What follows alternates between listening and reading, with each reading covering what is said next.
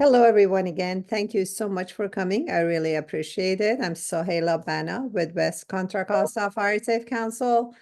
We're going to have a great meeting with all of you today. Can I ask for a quick round of introduction, if you may? Just your name and your position is enough, so other people in the room, if they want to connect for the purpose of networking, that'd be great. I would appreciate it. Also, you're encouraged to write down your name and contact information in the chat for other people to meet you. We have some new members. We're gonna introduce them more specifically, but at this point, I would like to ask everyone to please, and I'm gonna call you by name one by one, so we go one round, just name, position, that's good enough.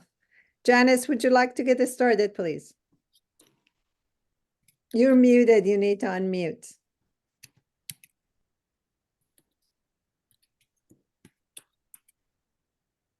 We cannot hear you yet. We're going to go to Maria until you fix the problem. Marie, please.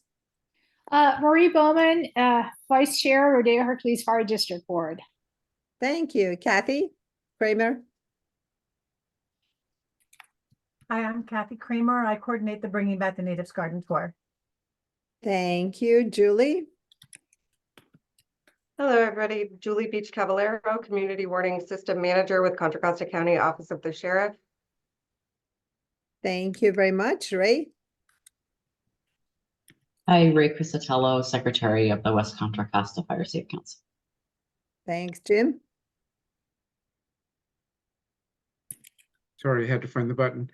Hi, everybody. Jim Hanson, California Native Plant Society Conservation Chair.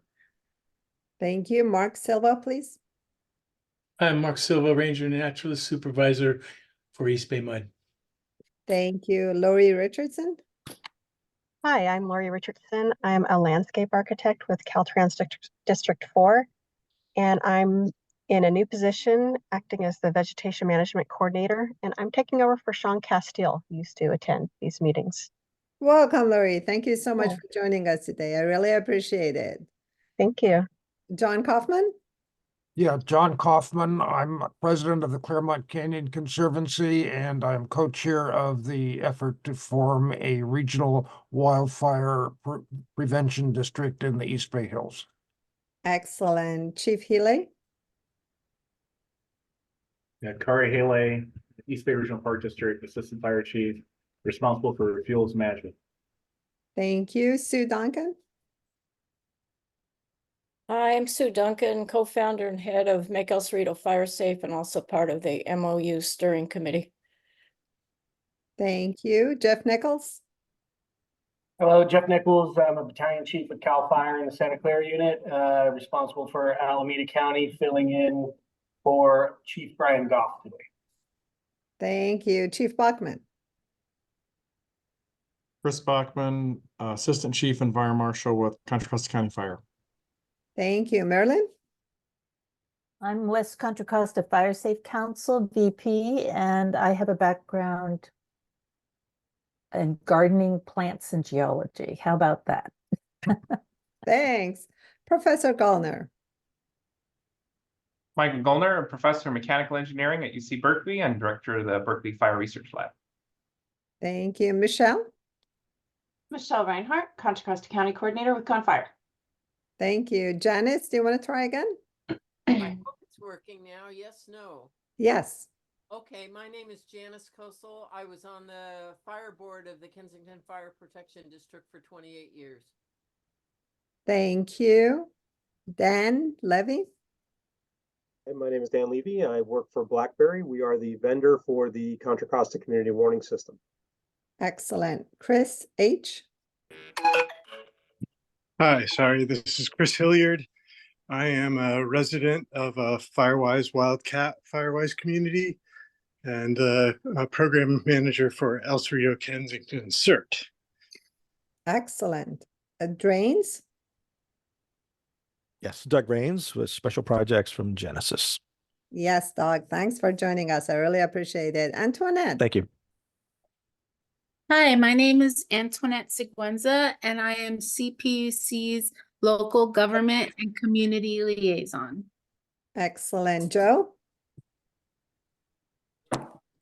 Joe Grupalo, retired battalion chief out of El Cerrito, currently with Genasys as the vendor trainer for evac and protect applications.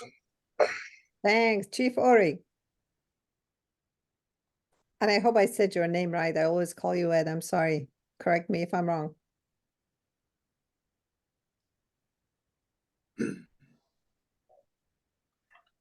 Hi, Ed Orre, Unit Forester, Division Chief for CAL FIRE Santa Clara Unit.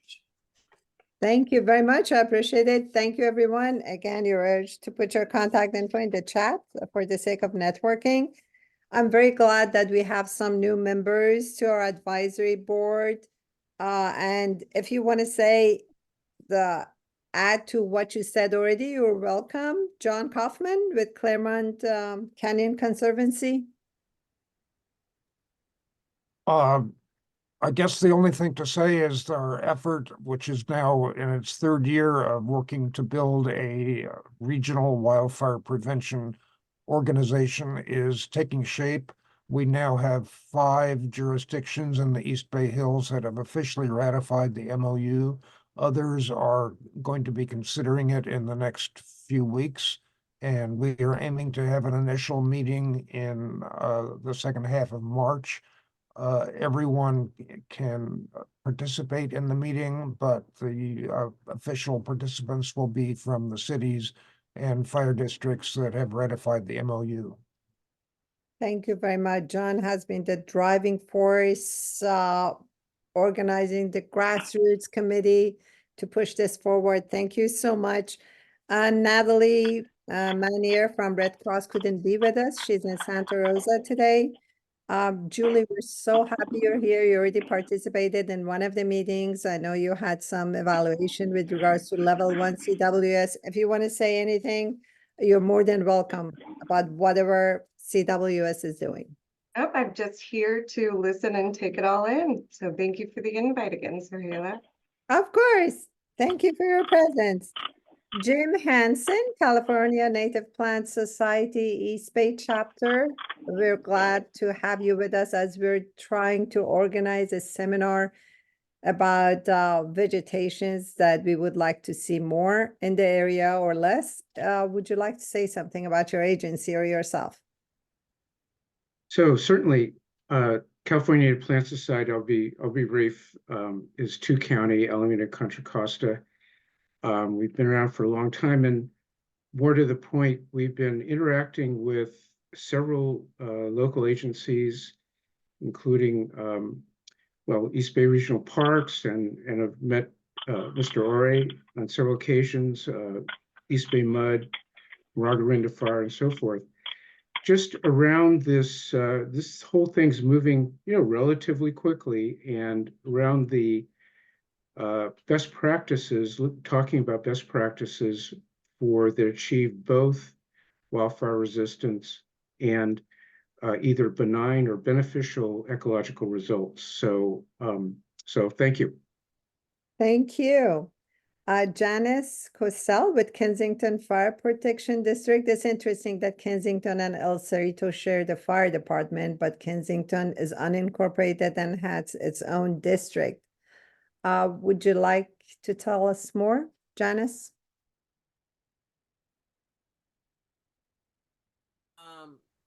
We've been talking about having a demonstration garden up here where we can have fire-safe plantings that we can educate community members on, and we're interested in talking about speakers through the community for an early warning system. So excellent. I'm glad we're going to have a presentation about it today. Michael Gollner, we're so excited to have you on our advisory board and finally being connected with Berkeley Fire Research Lab. There's a lot we would like to know, but if there's something you would like to tell us briefly, please. No, happy to be here. We work a lot on wildland urban interface in particular, and work with CAL FIRE and other entities on those regulations. So if you have questions, let us know. But our main job is research, and it's nice to be able to translate that and go from there. we're definitely eager to help you translate that in our community. We have an upcoming seminar and we look forward to your very active participation. Thank you so much. So the last part of the announcements is about pile burning, but by East Bay Regional Park District. And if other agencies in the area are doing it, they're welcome to join. Chief Helae? Yeah, good afternoon, everybody. Wanted to take this opportunity to let the community know that we're going to be pile burning off of a Rain Cloud, I think it's Park, or yeah, Drive, Rain Cloud Drive. I sent a picture in the chat that shows the area that we're going to be doing it.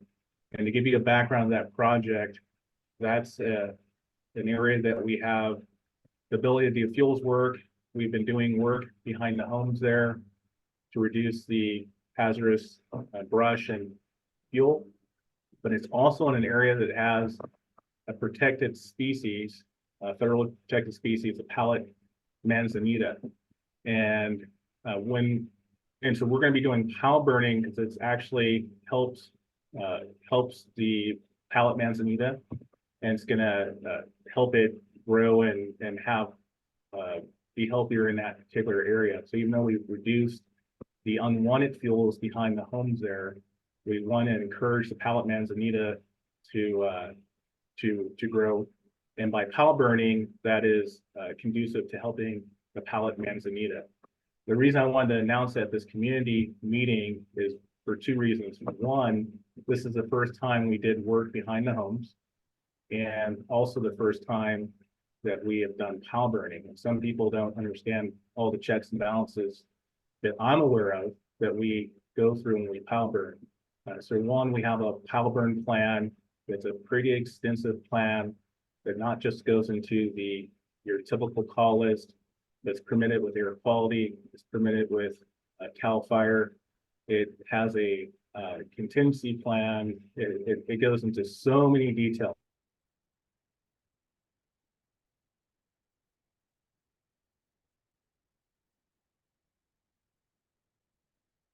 Thank you very much.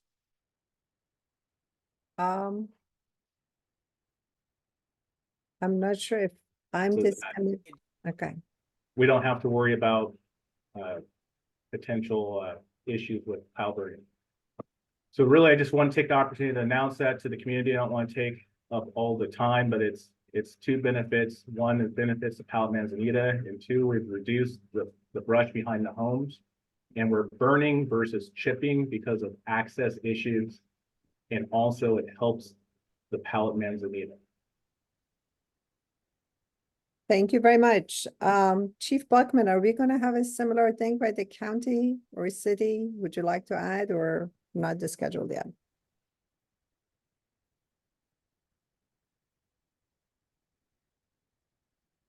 I'm sorry, are you requesting an update or? You're next for the update, but before that, I wonder if the county also has any plans for pile burn. We're gonna have quite a bit of pile burning going on out at the Lafayette Walnut Creek Shaded Fuel Break. We currently have well over 100 piles right now in I think they're at 15 acres they've cleared so far. And there's another area that we're looking at as a Measure X program for a defensible space, but there's not good access for us to do the chipping. I believe it's behind Heavenly. I can look at the map here in a second.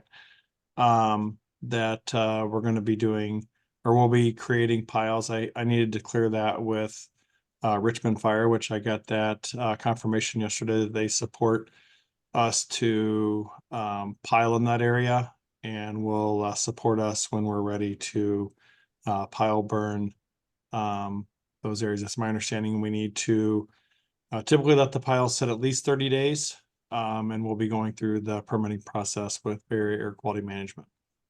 Thank you very much. You have the floor for the item about traffic analysis study and also defensible space area around Alvarado Park. So I keep hearing a lot of conversation about traffic analysis. And I guess when you bring up along I-80, are you referring to the proposal where that we were given to do a traffic analysis? I don't say it's along I-80. It was for all of West County. Excellent. Was the proposal. Now, there's since been some discussions that there is a proposal that was put in for a grant to do all of Contra Costa County. And I've gotten several comments of that's already been awarded. There's money available.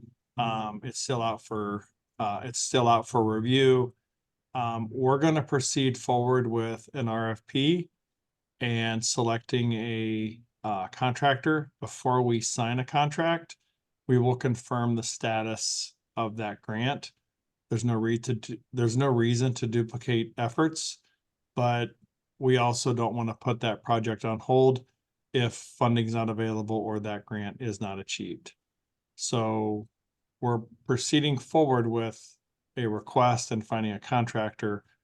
Ideally, we would need to know by probably the beginning of May if that funding is going to be available to do that countywide, to whether or not we should secure that contractor and enter into a contract and allocate those Measure X funds for that evacuation study in West Contra Costa County. That's excellent. So the way I understand, West Contra Costa will be done for sure, but you may get the budget for the entire county? Well, if there was a grant submitted by, I believe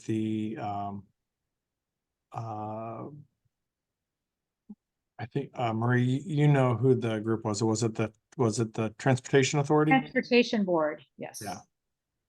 Requesting it countywide. So if they are successful in receiving that grant, there's no reason to duplicate efforts. So we would not proceed and we would just do it when the entire county is done. But if it appears that if they aren't successful or if it's unknown, then we're going to proceed with ours early summer. Thank you very much. And would you like to tell us about Measure X mitigation and defensible space? Yeah, I was, because I noticed further down, there's a comment about evacuation routes and request clearing by Measure X mitigation services. So there's only 2 requests currently for West County that's in evacuation route cleanup.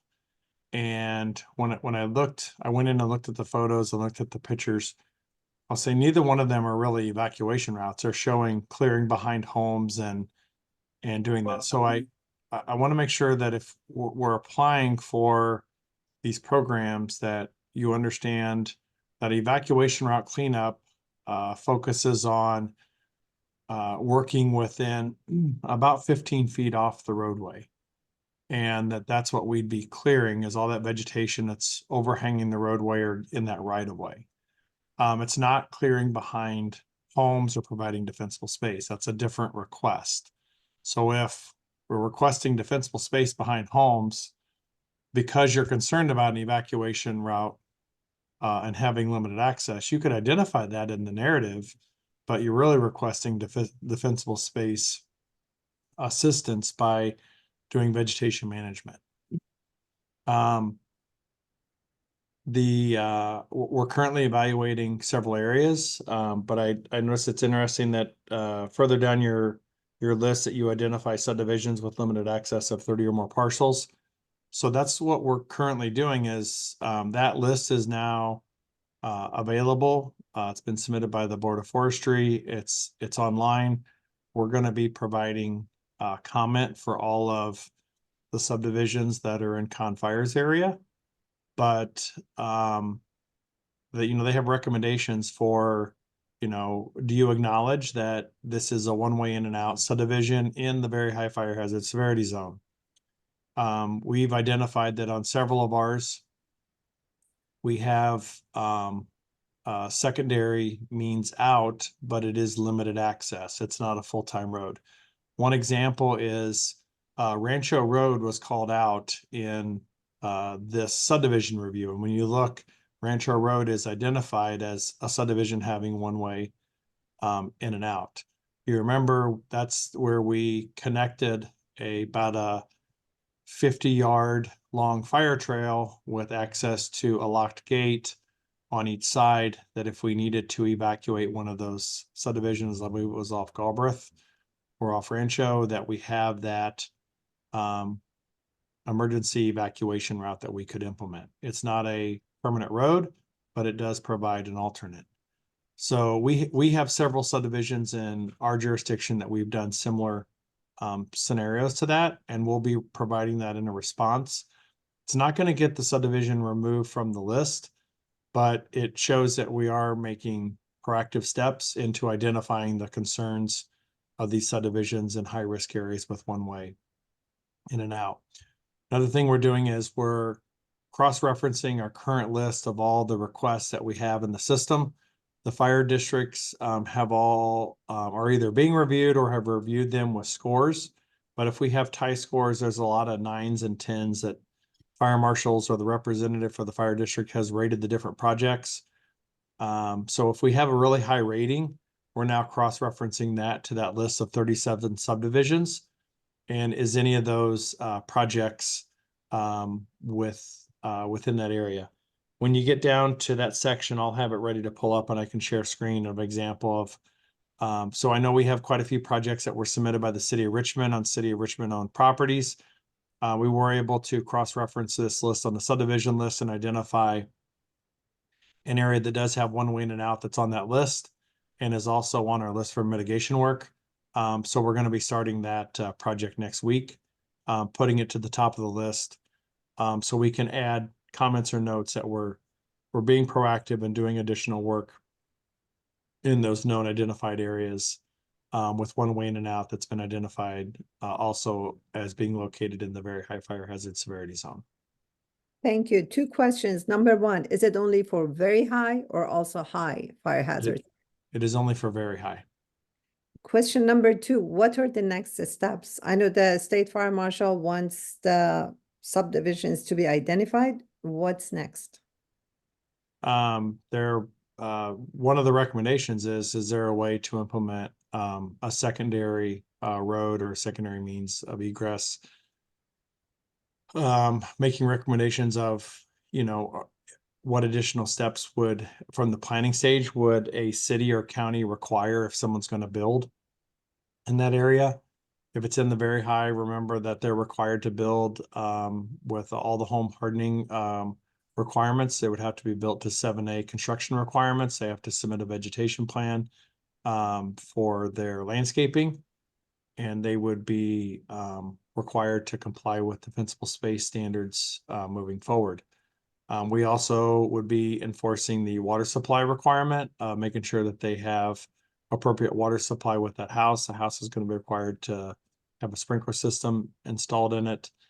And is there a way that we could implement emergency vehicle access, either through a fire trail, maybe not a paved road, but what we call emergency vehicle access as a secondary means that at least we could get in or have an access route if we're protecting homes up in that area.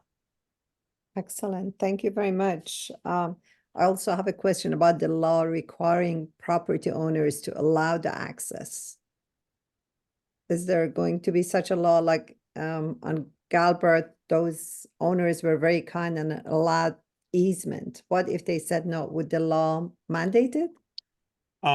We couldn't mandate that the homeowner had to require it. If we feel that there's, we could put stipulations on a permit that if they have the ability to create that access, that we could put that stipulation in there that in order for them to build, that they would have to do their part in helping create that secondary access. But it's not as easy as saying that they must do it. In some cases, landowners don't have the ability on their property, and we can't force that on a neighbor to say that the neighbor must allow them to use their property to create that access. Got it. Thank you very much. Okay, I really appreciate it. Is that all? That's all I have for updates. I'll search for the map when you get down to the 30 or more parcels. I'll share an example of a report that's out there, and also locate the letter that was shared to us, and I'll email that to you so it has a quick access link to the site if you're not aware of this new GIS site that identifies those 37 subdivisions in Contra Costa County. Thank you. I appreciate it. Okay, the next item we're going to skip because I don't see Richmond Fire. Actually, there are two people by iPhone here or telephone. Could you introduce yourselves, or if you're from Richmond Fire Department, for the next item?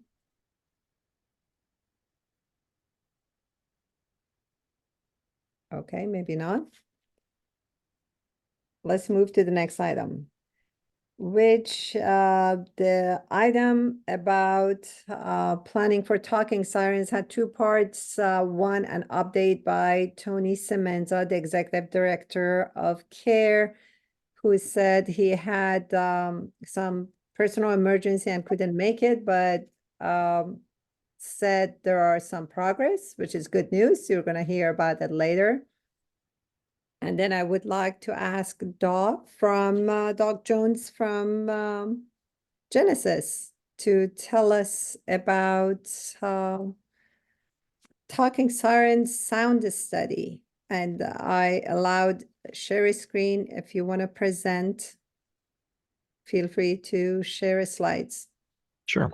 Thank you very much. Well, appreciate everyone's time I'm today. sorry, I said your name, your last name, I missed you with someone else. My apology. That's okay. I get called lots of things, so Okay.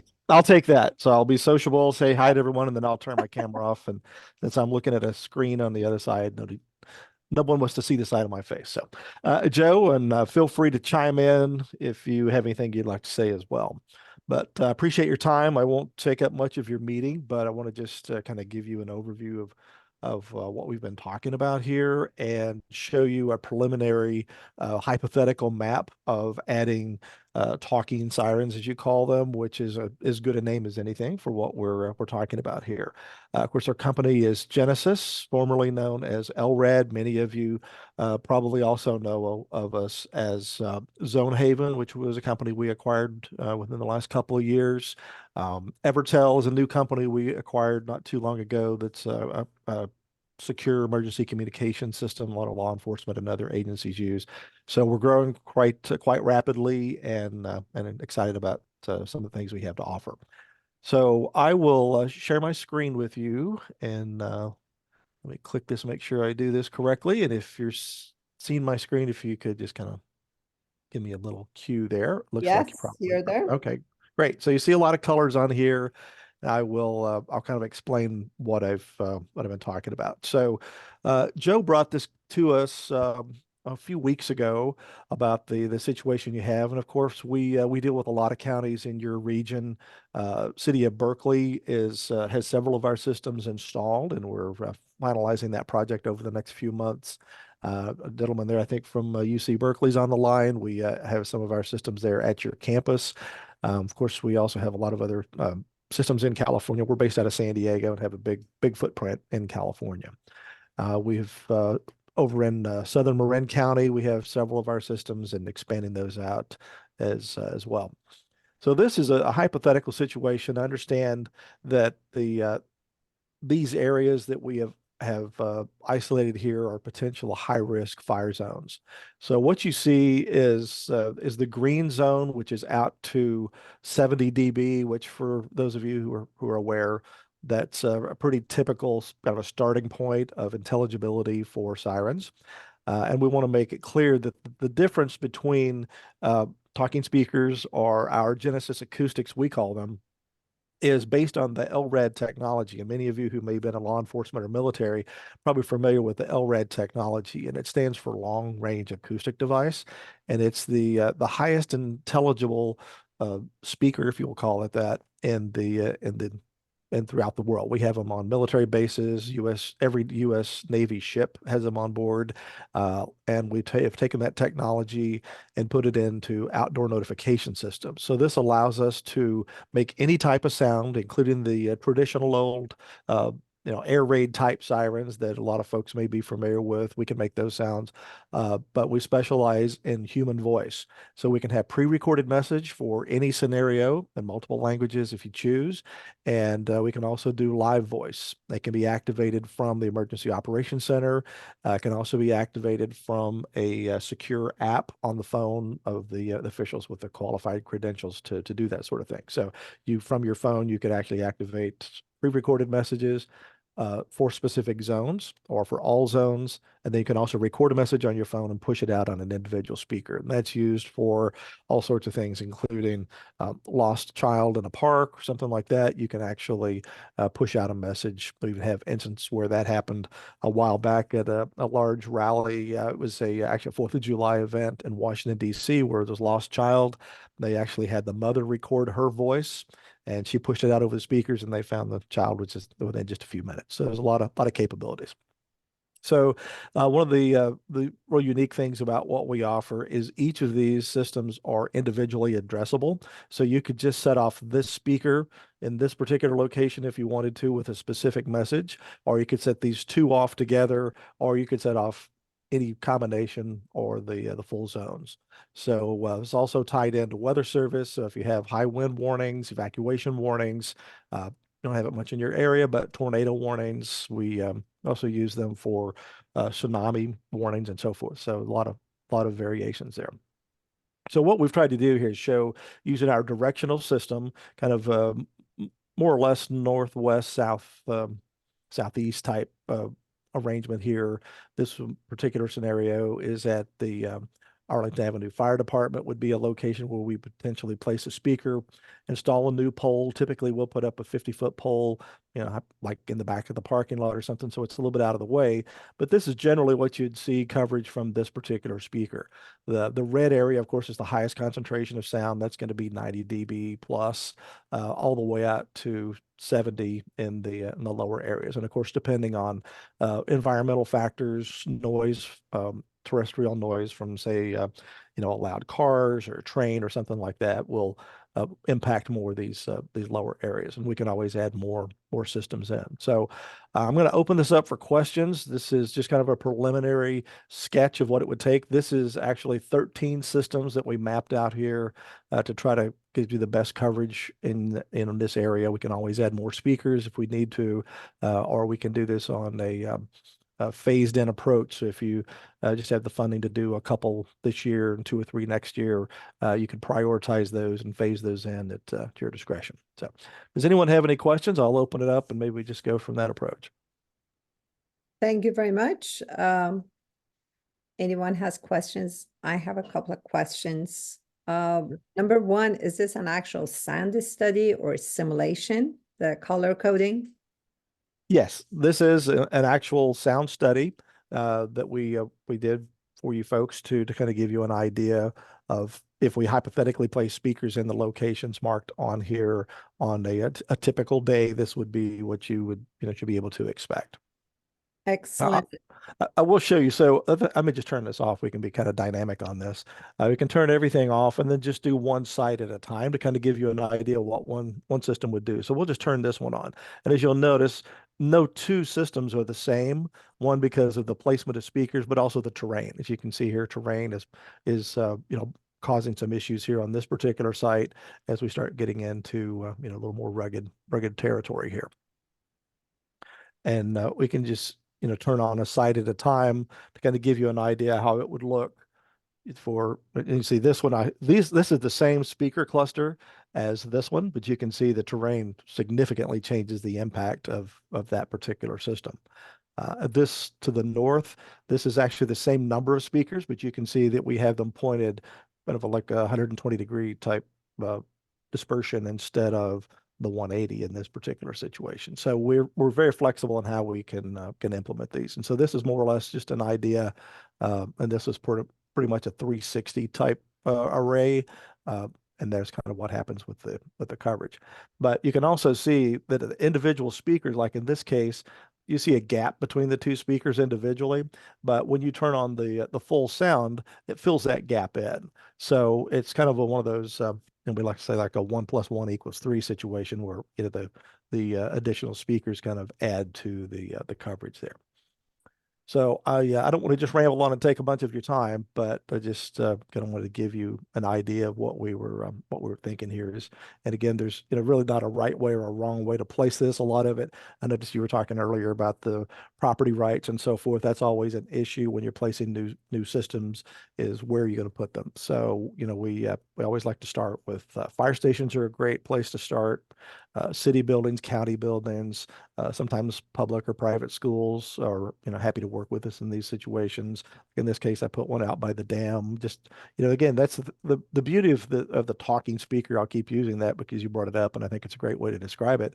Is it can be used for multiple things. This system could be a wildfire system, but it could also be used in this case if there's a failure of this dam and there's a threat of flooding in this area because of that situation. You could activate this particular speaker and do an evacuation due to a wall of water coming their way or something. So there's a lot of options here that these can be used for various things. Also, too, I do want to point out that we're showing pretty much the maximum volume for each of these speakers, but the volume is adjustable. So we do have some of our counties and cities that use these where they want to do a monthly test. Some areas, especially if it's near protected habitat or something like that, they don't want to be setting these off unnecessarily. So we can do what we call a 0 volume test or a very low volume test at some of our especially some of the universities where we have our systems in place.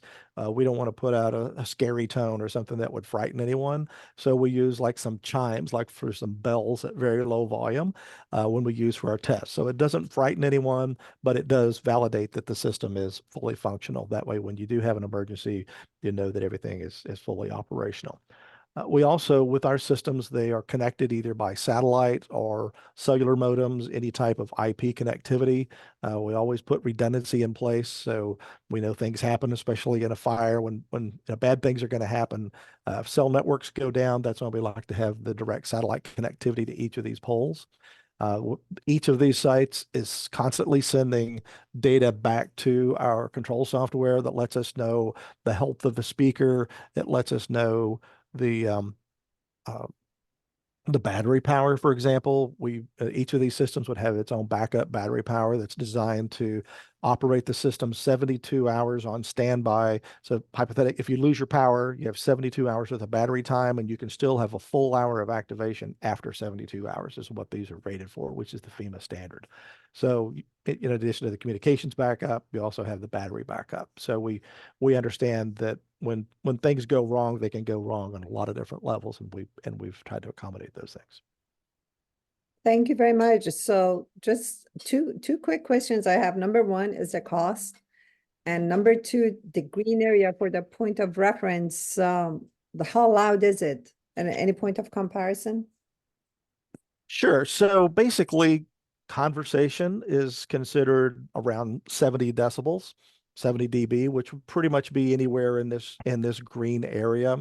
So let's say you were outside and you were in this green area and this went off, it would be about the level of like if we were talking face to face right now about this type of level. It's going to be about 70 dB. It's not going to be startling, but it'll be enough that you can certainly understand it outside. And that's another point I want to make. We always like to call these outdoor warning systems because that's really what they're designed to do. 40 years ago, you could hear them better in the house, inside of homes, but because everyone is certainly wanting to make their homes more energy efficient with thermal pane windows and more insulation, that does keep more of the sound outside of the home. So in the green area, I would certainly say that, late at night, you're probably not going to have it wake you up in the middle of the night in your home. Whereas in this red area, you most likely would because, you're close enough to the sound and it's going to be, potentially very, very loud. Thank you. And Chief Orre, please. Yeah, just a question. Just thinking about the speed of sound is fixed, but a person may be at different distances from multiple speakers. Is that going to create like a echo kind of a sound or effect that could make the message indiscernible?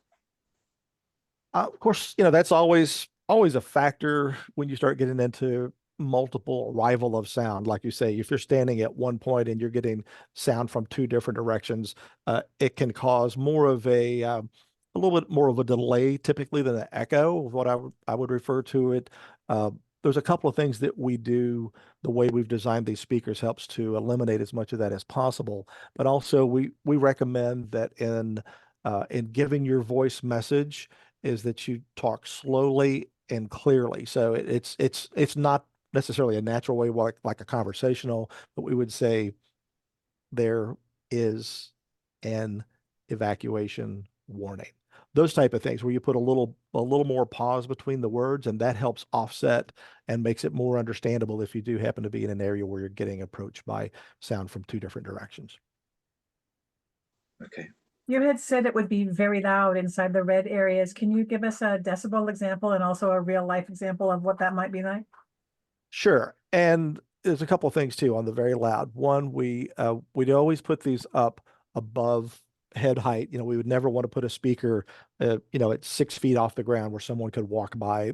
In that situation, it would be very loud. So like in most, this propagation study was based on the speakers being 50 feet off the ground, which is typically on a utility pole or on top of a building. And also the speakers are typically pointed more, you know, straight out instead of pointing down. So it allows the sound to travel further, and it's not as intense underneath the speaker as it, you know, as it would be if you were, you know, pointing the speaker directly down to the ground, or if it was, you know, was much lower.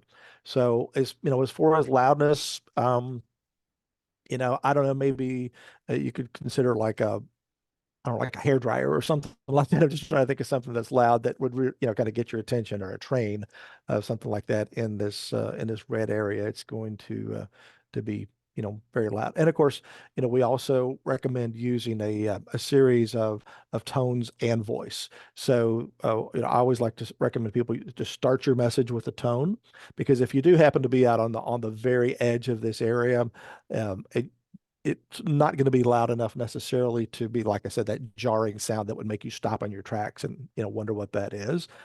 So that tone would then get your attention, and then you would listen closer if you're on the very edges of the coverage. And of course, the sound will go beyond this. In some cases, we just don't map it beyond 70 because it's getting pretty weak. But the reality of it is, you could hear this, you know, if you were out in this area right here, you could still probably hear it.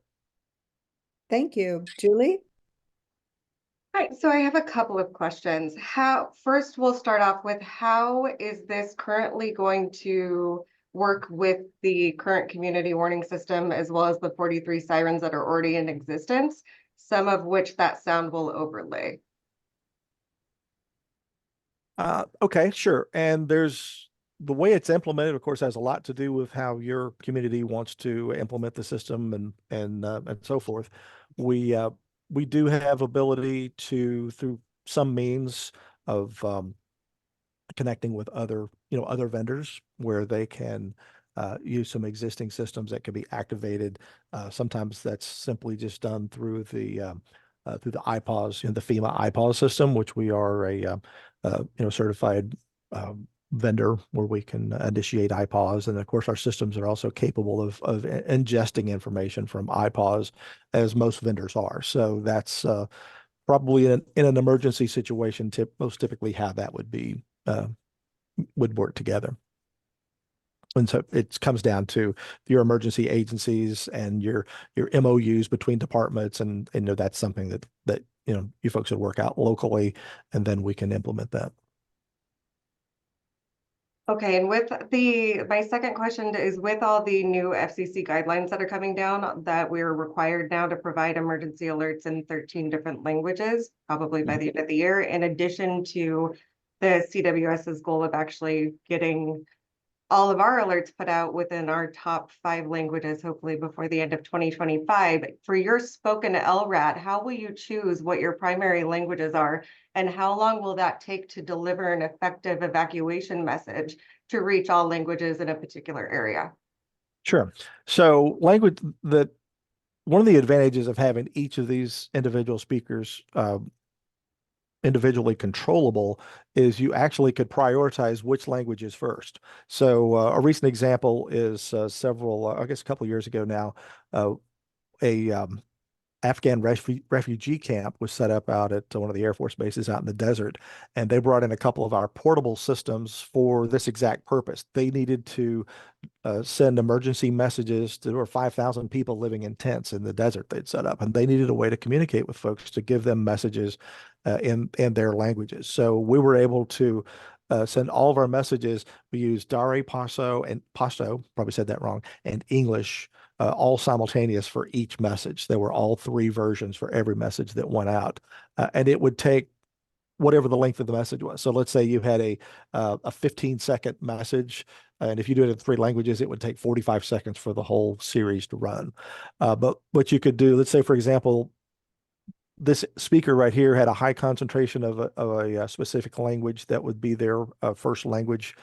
You could start the message with the message in that particular language in this area, and maybe a completely different language down in this area.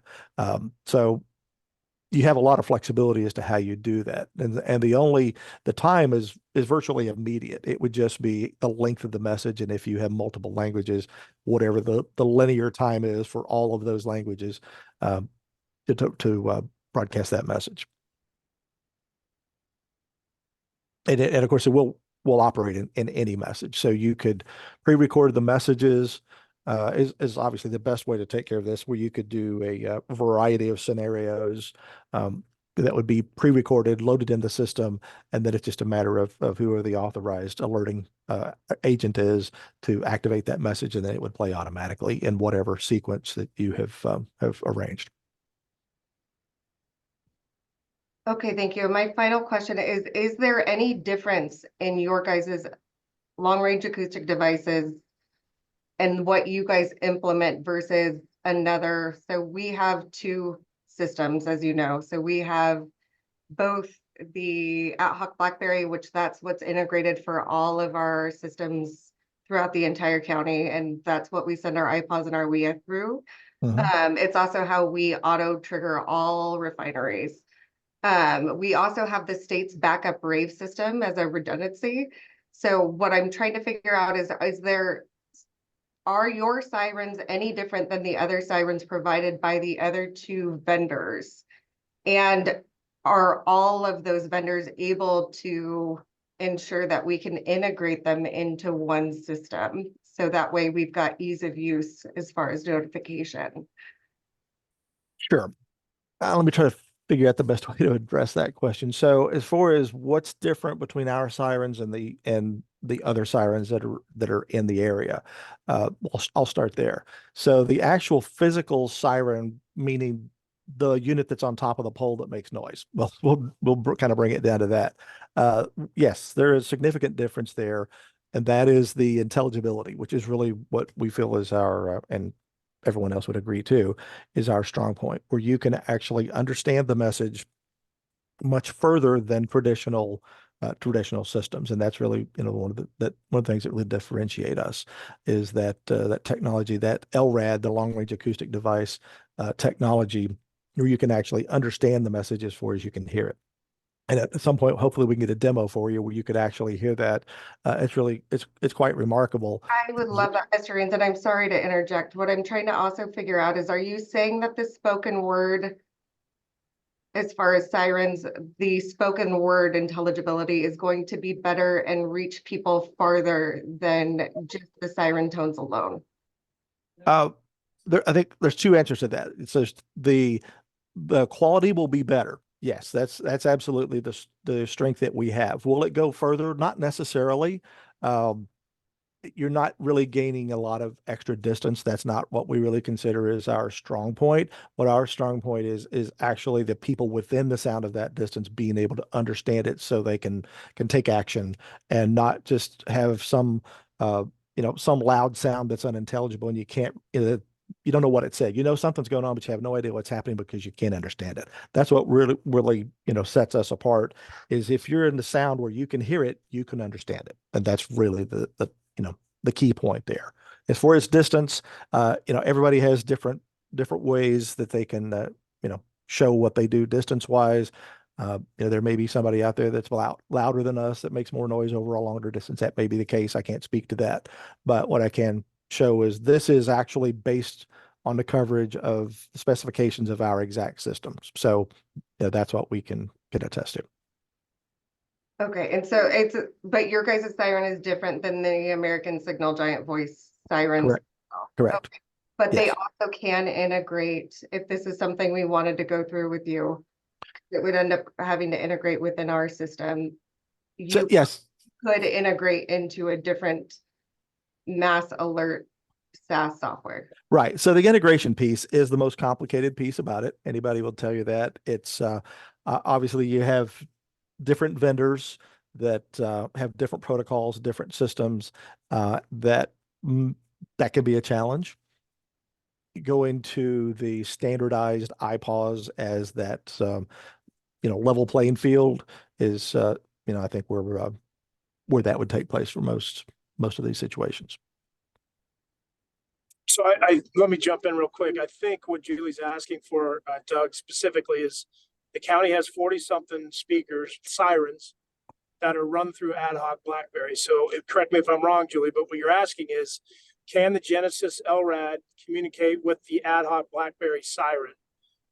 That's in ad hoc BlackBerry, if I remember from a few meetings ago, said they're willing to work with Genasys. I never got an answer from our end. Would we be willing to work with them? So, that I think, correct me if I'm wrong, Julie, that's really what you're asking is if we brought in a couple Genasys speakers, would they be able to communicate with the ad hoc software? Is that accurate? No, so it's basically any siren that comes into the county that's going to be expected to do mass alerting will need to integrate into the community warning system because we do have the IPAWS. And so what I'm asking is not only about that interface, it's will they integrate efficiently to where I can auto trigger those the appropriate way that we would need to. And I know that we do have Dan Levy on here and that we had a conversation about integration. So I'm just making sure that we would be able to not only put them into our system. So they need to be able to be triggered from our current system, but also that the messaging, especially when we're combining tones as well as spoken language, that we're going to be able to do that sort of an interface. And so maybe that's where we start the conversation since we have not had a chance yet to evaluate how these are going to make our system more robust than our current capabilities. Sure. Does that make sense? Yeah, I understand. Yes, I understand what you're saying. The point about the integration between vendors is a topic that certainly would require people with different letters on their title than I have to make those decisions. But I think there's always room for conversations and people open to take a look at that. So Joe, I know we'll lobby internally to push that discussion up to the forefront. I'll certainly talk about that as well. Basically, my purpose for the call today is to show you the sound maps and the capabilities there, and that's more my area of expertise, but I'm certainly happy to work with Joe on pushing that discussion a little bit further. But the short answer is, if you send out an IPAWS message that meets the criteria of alerting within the sound of one of our sirens, then absolutely our siren can certainly take that IPAWS message and push out whatever that information is over our speakers. Will that give you full functionality and all the capabilities to do everything that our systems are capable of doing? No. That's really where the differences in the software come together. Just as some of the other vendors have, features that they do, we certainly have some unique features of ours as well. And that's where that would, come down to working out those integration conversations. All right, thank you, Mr. Rain. So what I'm hearing you say is that this would require that we had a third platform in order to set these sirens off. If you set them off in an emergency situation with IPAWS, no. If you want to use them on a day-to-day basis and use them for less than, we'll say, non-IPAWS level events, then that would most likely be a third interface.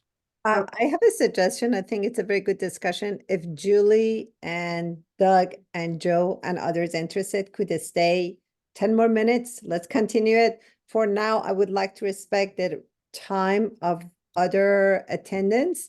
And just, we have 2 more minutes, and please stay longer, Julie, if you could. It's important. I would like to announce that we are planning a seminar for best practices in vegetation management. I urge you to please, if you're interested, and I urge you to participate, write down the name of your agency in the chat and we'll contact you. And I hope most of you are interested to help us with that. The last 2 minutes goes to Chief Bachman to talk about subdivisions, please. You were going to tell us more about it. Chief Bachman, you're still here, I hope. Yes, let me go here to share screen and let me share the screen one. Can you see my screen where it shows? Yes, yes, thank you. So this is the map that's been put out in compliance with AB 2911's subdivision survey report. So if I scroll in here to the one that we're going to be focusing on is this one here, Heavenly Ridge. So you can look at the attachment.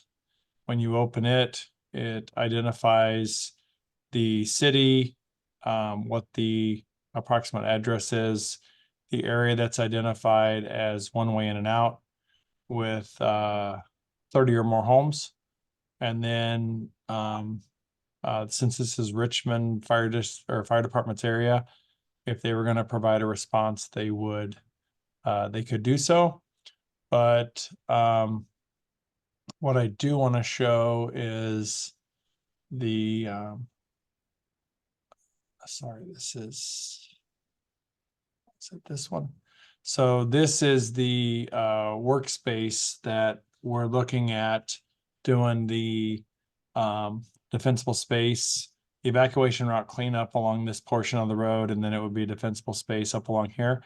Where my cursor is going behind this home, there's limited access right there. So that'll be the area that will be pile burning that we had previously discussed. I think it's also worth looking at, if I can get back to this map, the other area that was listed on here is the area down here on Park Avenue and down McBride. And if I could go up, sorry, I can't read all my thing is blocking me here. Here it is. This is the map for the shaded fuel break that we put in for each East Richmond Heights. And it runs up along McBride and around Park in that same area. So that was our comment as well for this subdivision, is that we've identified it and have submitted a request to implement a shaded fuel break in these areas. I think the important thing is that the local jurisdictions should be providing comments on their letterhead. I did get confirmation back that if you're a city or a county municipality, that would be a separate response from the fire department. So in a lot of jurisdictions, they're receiving 2 comment letters, one from the fire department and one from the municipality or the government agency that's the building official and the planning department.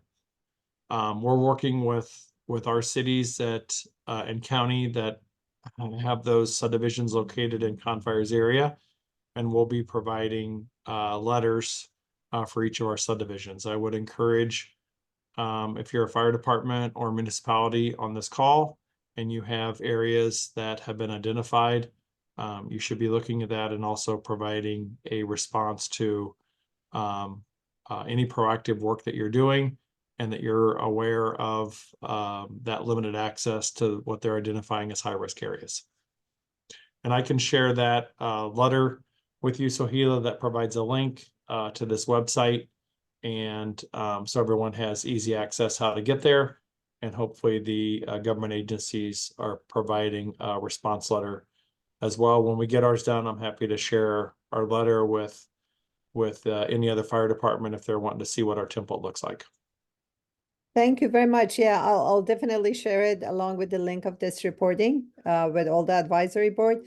And if you could provide those maps of the local shaded fuel break and pile burning, I'll share those with the community as well. Thank you so much. I really appreciate it. And I would like to remind you to please write down the name of your agency. Time is up for the official meeting. You're welcome to stay if you wish to continue the discussion about talking sirens. And with everyone's permission, I'm just going to continue the recording for the interest of those who cannot attend today. So please, Julie, if you want to share your other questions or other people for Doug Rains, and I apologize again for saying your last name wrong first time. No problem at all. No, you actually answered all of my questions that I have. And then I think I would love to hear what Genasys, like what conversations are having as far as county implementation and how we're imagining the interface working with the community warning system, or is this going to be done independently by the city of Richmond? I think there's a couple pieces here that I'd like to catch up on just to make sure that I can help guide the conversation where it's necessary. I believe it's for the entire West Contra Costa. It's not just the city of Richmond. So it covers Richmond, unincorporated El Sobrante, San Pablo, El Cerrito, and possibly Kensington. Yeah, but Julie, I think you bring up a great question. There is no funding source for this right now. So I don't think this is a viable project yet until there's funding found. I think, Julie, you've dealt with a lot of people with the Genasys, but I don't think you've ever dealt with Doug, the engineer. So I think the true value of having Doug on the call is you can ask him all the behind the scenes nuts and bolts as to how this thing works and how it integrates, which I think is valuable. But in terms of how the process will work, who's responsible for the alerting, who's paying for it, all that stuff is unanswered. Okay, and so thank you for that, Joe. And I mean, this is a benefit because we want to be able to evaluate the system. Yeah. So I guess the best question that I have, and I'm sure that I'm going to have more, is where is our current system not meeting the needs? So I'm not talking about fancy technology. Where is the gap in the community warning system that we've been able to measure where adding spoken language devices or any new devices would be our next step to make it the most beneficial? So if you don't mind, let me answer that first. Well, so aside let from me the answer technical, that our area does not have any sirens. We in the wildfire area don't have any sirens. Go ahead, John. Yeah, and that's what I was going to say, Julie, is the sirens, as far as I know. So let's just establish what your current sirens are used for. My understanding is this is just air quality when a refinery has an issue. Is that accurate?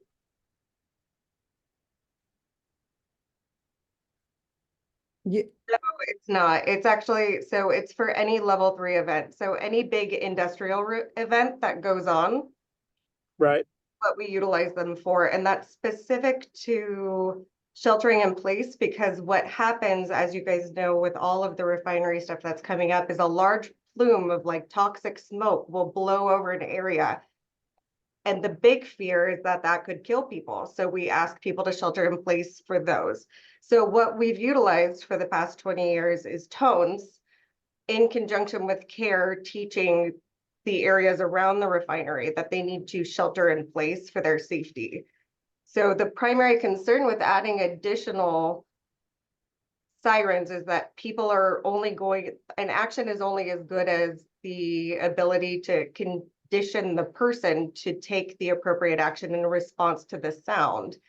So if we do a second sound, would it be to evacuate? And then how would we avoid any confusion for the public between asking them to shelter in place? Because Richmond does get reverb from Chevron, I'm assuming, versus. Well, Julie, let me cut you off real quick because I want to stay at the high level topic of, have you ever used the sirens for wildfire? We have not, because of the fact that we utilize them in this county and have for. Right. For the. So, yeah, and so I'm just trying to have on. So the Yeah, I'm last just time trying to the have. sirens were sounded was within the past decade. There was one level 3. So that was the last. Yeah, and so I'm not trying to put anyone on the spot. I'm just saying functionally, the sirens are generally by and large used for a hazardous materials air quality type incident, where it's more of a shelter in place situation. What Soheila and her team have been trying to establish is some extra protection for wildfire specific in the unincorporated areas that are north of Wildcat Canyon, surrounding Briones, that whole El Sobrani, that whole area. There's really no siren that I know of that is in that area one. And even if there was a siren in that area, would it be used for a wildfire event specifically? And so my question back is, if we have an area that we need to address, so leaving sirens out of that. Yeah. Where did we come up? So if someone could maybe explain to me why we've decided that an LRAD would be the best thing to put there to ensure safety. And it's not an LRAD. If we had any technology at all, where is the WIA and IPAWS, which right now is our fastest way to be able to deliver information directly to everybody, is utilizing our federal tools. Where is that gap specific to that area? Because regardless of what other technology we put in to any area, our WIA and IPAWS are still going to be our best option, no matter what, hands down 100%, to reach people that have not opted into a system. So that's what I'm trying to understand. I want to know how we got here, and is there another aspect and another way we can look at this besides a piece of technology to plug in? How do I help my system become more robust so that it's better? Do we need to look at cell phones? I know, Marilyn, you had talked about cell phone towers the last time we had a meeting. Is there other aspects of this that I'm not hearing on my end? So allowing you guys to kind of be my eyes and ears and a direct reflection of the community. I need to know how to make the system better. And so I'd love to hear where you guys are seeing that gap that we have, that we're even bringing vendors in to try and fix a problem that I haven't been able to replicate or identify, aside from anecdotal one-offs. And so that's what I'm looking at. I really appreciate your openness. So let's hear what I have something to say, but I let Marilyn go first. Thank you. I actually have been following really closely all the reports in Lahaina, and you probably are aware of this. So what I'd like to point out is what happened in Lahaina is exactly what we would prevent with speaking sirens. First of all, they work via satellite, and they have independent power backups.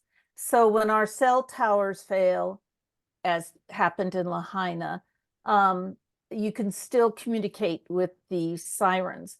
The other thing is the sirens in Lahaina were designed, in fact, for shelter in place. And so they weren't deployed. And that unfortunately meant after the cell towers failed, there was no alert system to tell people. The other thing is speaking sirens allow emergency services to tell people where to go. And I have to tell you, it's not only wildfire, it's going to be for earthquake response, because at that point we will have no cell or power potentially anywhere in this whole area for a sustained period of time. So I really think we have to think about these other circumstances as opposed to the industrial accident only scenario that the current warning system is designed for. So the good news is we've got Dan Levy on, and I just wanted to offer one correction. So the after action report from Lahaina has not been released yet to the public. It hasn't even been released internally amongst first responders, to my knowledge. And Tony Siguenza is an amazing resource. He has a direct connection, so hopefully we will be able to get information quickly along with everybody else.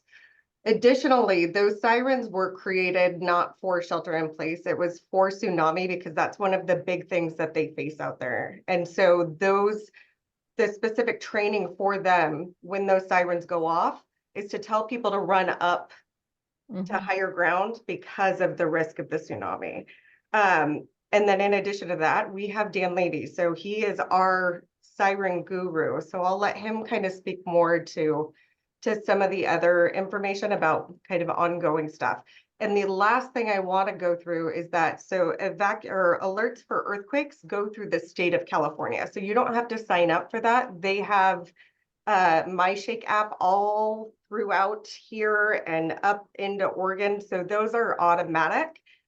The community warning system would still be putting information out. As far as telling people where to go, we would still be providing that information because it's the fastest through WIA and iPause. So just know that we are considering kind of longer acute event planning and how to disperse information with agency PIOs as well as like other agencies throughout the county. So just, I'll give you that little tidbit there, and then we've got Dan Levy.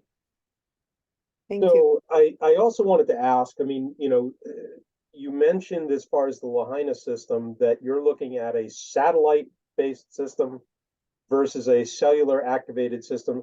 I'm not quite sure what you mean by satellite. Did you mean that it's controlled by a radio transmitter? Or are you actually referring to communication to a satellite that's orbiting the Earth? Okay, so this is Doug Rains again. We have a satellite receiver, transceiver, basically mounted on each pole. It's a small dish about the size of an iPad, and it is directly pointed at low orbit satellites. So it's a bidirectional, basically IP connection. So that's always on, running off of batteries, and it's not connected to cellular or anything else. So it's directly pointed to the sky. So it is a low orbit satellite. Got it. Okay.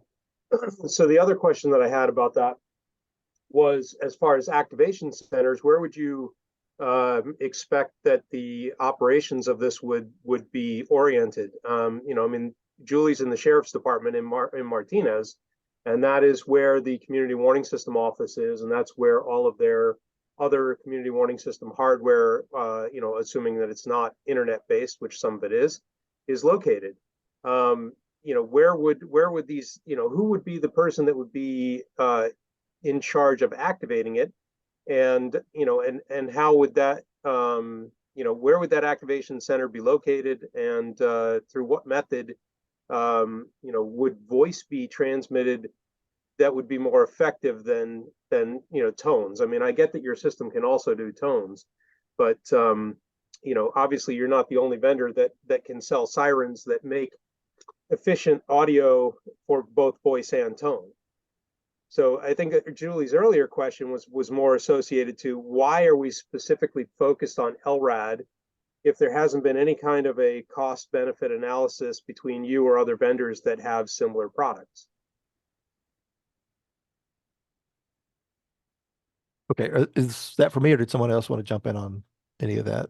I mean, as far as technically how it works, what I was going to say, technically, our system is IP based, so it could be our primary activation system is browser based, so it could be from anywhere. We also have a mobile app that the appropriate officials with the correct credentials could actually activate it from an app.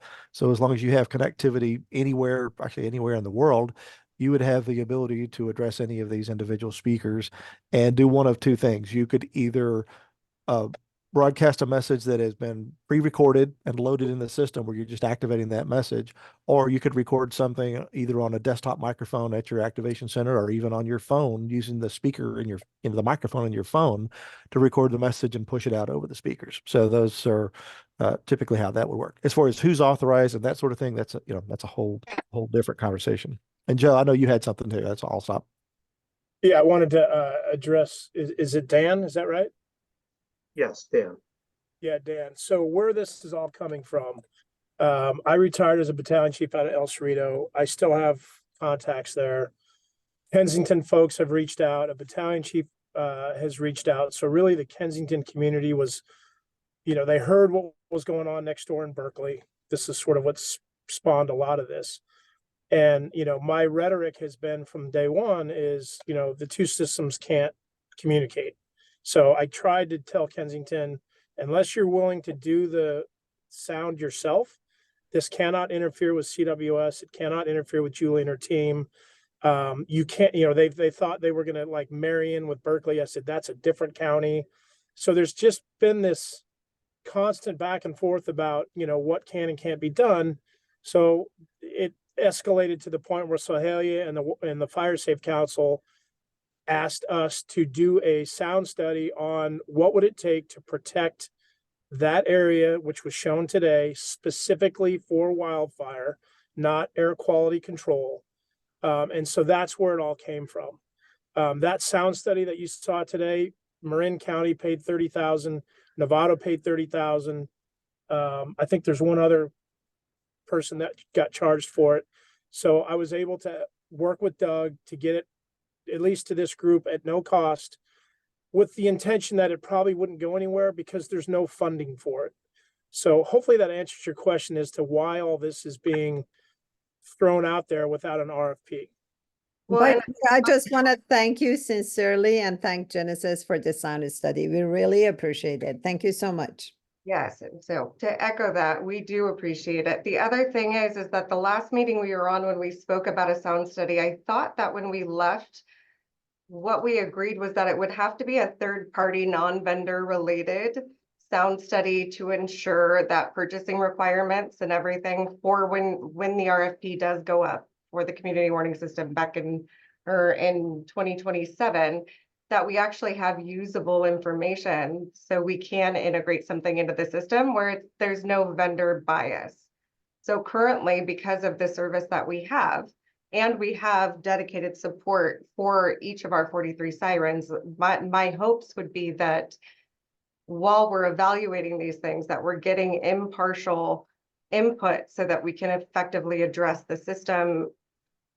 And it's not vendor dependent. It's more how we, like, where do we actually need to beef up our system and do a thoughtful evaluation. Yeah.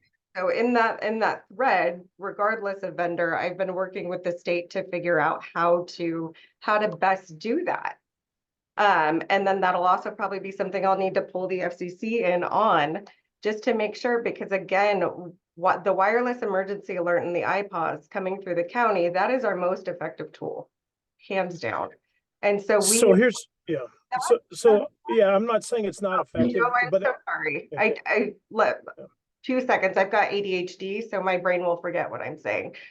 Okay. I do appreciate the input. What I want to do is make sure that as the current manager of the community warning system, I have the opportunity to do a thoughtful evaluation so that, we're not putting money where it's not going to be beneficial, or we have a piece of technology that's getting placed somewhere where it's not going to actually meet the needs that we're hoping it does. The community warning system, how it's set up now, and actually all alert and warning, is primarily directed towards acute incidents that are occurring, not longer range. So what I'm hearing between Marilyn and also you is that we're looking at something that would speak and direct people in some way for longer term, more of a chronic issue, not necessarily the initial impact. So there could be a lot of conversations surrounding that also. I just hope that we can continue having these conversations so I can better understand what it is I'm trying to get our system to address, and whether or not that's within my scope, or if I need to pull in other people to look at more long-term, you know, what intercom provisions for longer term events if they happen. Julie, if I may jump in, I really appreciate your thoughtfulness and trying to look at it impartially as the person in charge. That's great. Can you tell us what you see how you see the next steps moving forward, like impartial evaluator or a study, or what is it that you see, and where would that piece fall in that big picture? So I think for now, what I need to clearly understand with you guys, and this is without vendors. So Joe, this isn't to move anybody out, but I want to know what, like, impartial, where is the issue that you guys are seeing now? And so let me answer that question. I've been trying to answer it for a minute here. No, I'm sorry. I think, Soheila, hold on. Soheila, hold on. Let me answer the question. She's asked the question multiple times. Where are her gaps? She says, where is my system not robust? She's asking us how to make the system more robust. So as a battalion chief in West Contra Costa County, I can tell you firsthand that radio communications, when you get up into the Tilden Hills, goes away. I can tell you from the standpoint of wildfire, if an event is moving on a bad fire day, Oakland Hills, the only the response by law, who's the evacuation folks, is a high-low siren. That is the alert and warning that we were using. And I understand you can ping the WIA IPOS, and I agree with you. The cell towers, as long as they're working, is going to be the best option. This is a system in which, when the cell towers are not available, that is your gap. And so the LRAD fills that gap. Okay. It also fills the language requirement. Instead of just a blast siren, right? Everyone in West Contra Costa County has been programmed every month, Wednesday at 12 o'clock, to listen for the sirens, and that's a shelter-in-place type situation. Well, if you blast a siren on a wildfire and we don't want people to shelter in place, you know, you can go both ways with miscommunication. So I'm speaking as Joe from El Cerrito Fire, in which that community is means something to me. I live in Walnut Creek. I'm up against high fire severity threat. There are no sirens out in Walnut Creek. So if a fire starts at 2 a.m. on Mount Diablo and it's working towards Walnut Creek on a bad fire day, you know, we're going to rely on your WIA IPOS cell tower formula. So I'm not saying your system doesn't work, Julie. I'm saying that the gaps are, there is no wildfire system if the cell towers go down. Well, and maybe Dan, I'm going to have you correct me if I'm wrong on this, but our towers for your EBRPD radios they're completely separate than what the CWS utilizes to activate sirens, as well as for the rest. Absolutely. There's no connection between them at all. Yeah, I know that. I was just using that as a point as a battalion chief trying to communicate to Central, right? Con Central. Back in the day, it was Con West, Con Central, and Con East on the EBRPDs. We have no radio communications other than when we have to go to a TAC channel that's not part of the computer system. So my point is, there was no communication. However, if I'm a battalion chief up on the Arlington and I have no radio EBRPDs, I can go to my phone, I can put in a message and push it through the siren. I'm not trying to sell the sirens. Do whatever you have to do on the RFP, Julie. I'm not trying to sell sirens. I'm trying to improve the safety from a wildfire standpoint. Should a Diablo wind event happen and we have another situation where a fire starts in Briones, Martinez, and it's going to hit El Cerrito, Richmond in 2 hours. That is my biggest fear. And that's what's driven me away from the fire department into Genasys, so that we can improve those systems. That's really what my personal passion is about. It's not selling speakers. Thank you, Joe. Sue has been patiently waiting. Yeah. Go ahead, Sue. Hi, thank you. I'm Sue Duncan, Make El Cerrito Fire Safe. And I have some residents in El Cerrito that live along the Arlington, which is very close to Wildcat Canyon, complain that their cell service many times is either very poor or non-existent. So the CWS does not help them because they don't have cell service. And from what I understand, CWS is automatically put on true landlines, which are very rare these days, and anybody else, whether they have a, whatever they're called, the non-true landlines or cell service, the residents have to go to the website and sign up for them. And that to me is a big gap in your system, because I put out emails all the time saying, sign up for CWS, sign up for CWS.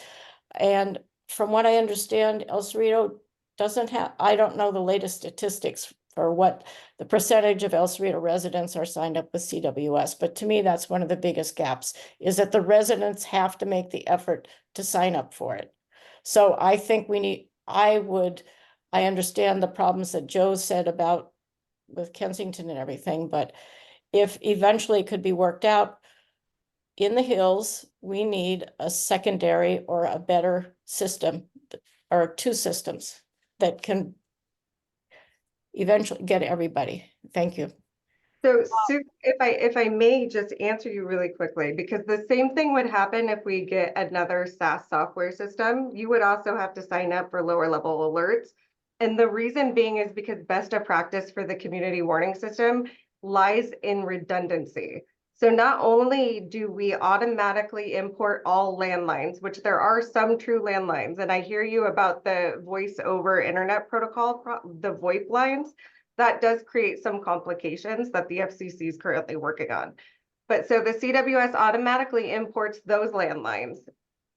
In addition, we ask residents to sign up so that we have redundancy. So this would happen with any platform that we have. If we have Genasys, if we decided that we were going to use the Rave system, if we were going to use another, that's all competing softwares. They all do the same thing. They may just do it with a different brand in a different way. So that redundancy, we've got Rave, we ask for emails, we ask for you guys to send out your Nichols for your local areas. That's another way to amplify voice. We ask people for their phone numbers, up to 3 different phone numbers, so we can both call them and we can text them per profile. And we push out the information at the same time onto social media, which is pretty quickly shareable.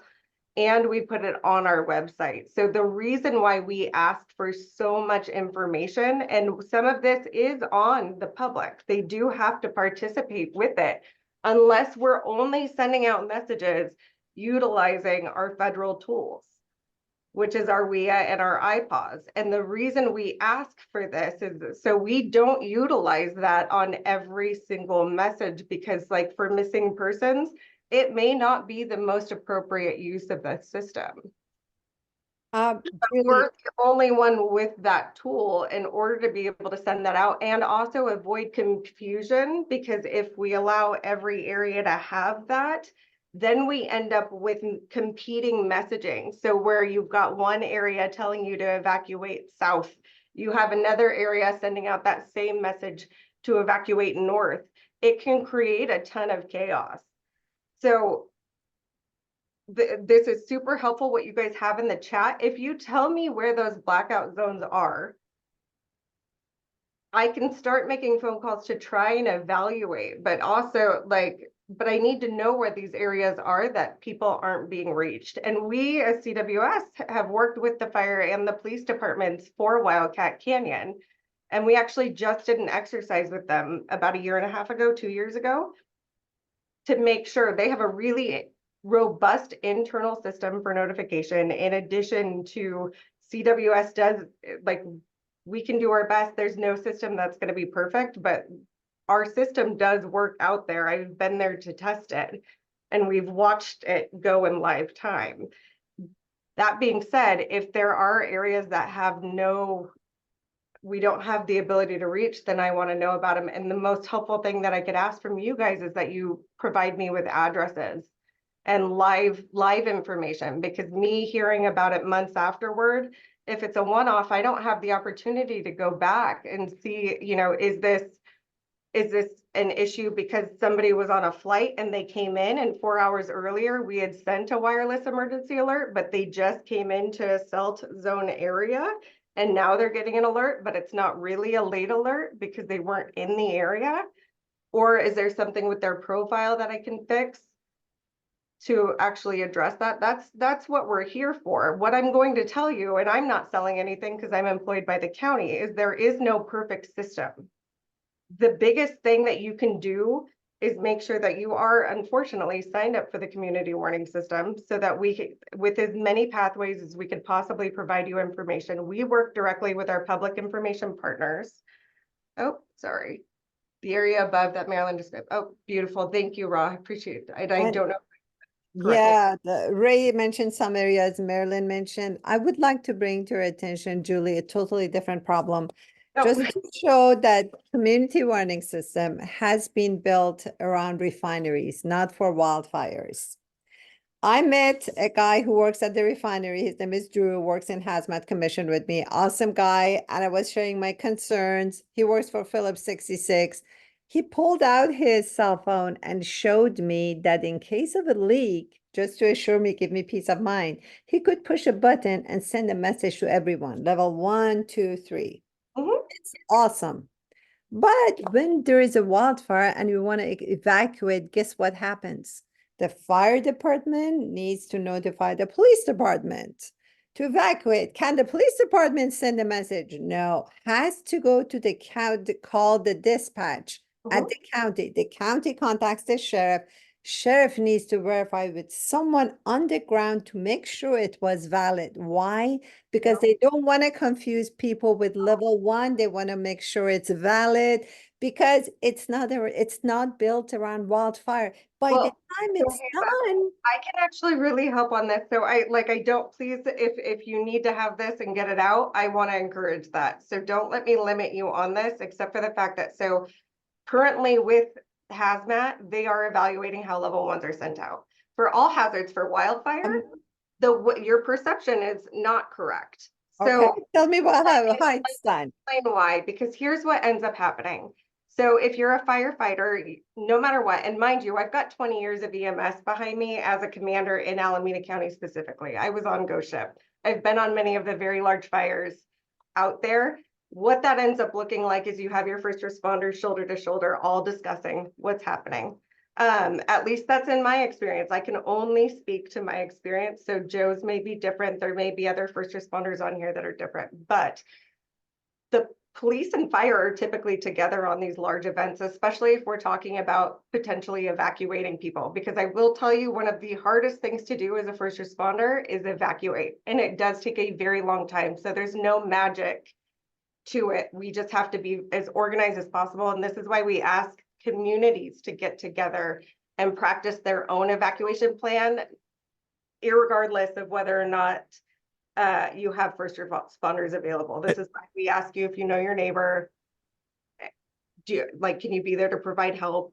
All of that. So I digress again. What ends up happening is one of those people will call dispatch. They call me directly. And this is pretty seamless. I'm available 24/7, 365. My unit's available 24/7, 365. This is so that we can turn around and we call the incident commander directly. I'll tell you why that has to happen. Because Richmond, for example, the other day put out a notification that there was a fire somewhere in Richmond, but there wasn't. It was actually something that was coordinated, I believe, at either the state or the federal level with ATF. There was no fire involved, and there wasn't a shelter-in-place action or an evacuation that needed to occur. So misinformation can easily be put out there by untrained individuals who have access to any, as you can imagine, like give somebody your email to talk to somebody. If you don't have the appropriate training or language, or you don't know what to ask, the wrong message may get put out, right?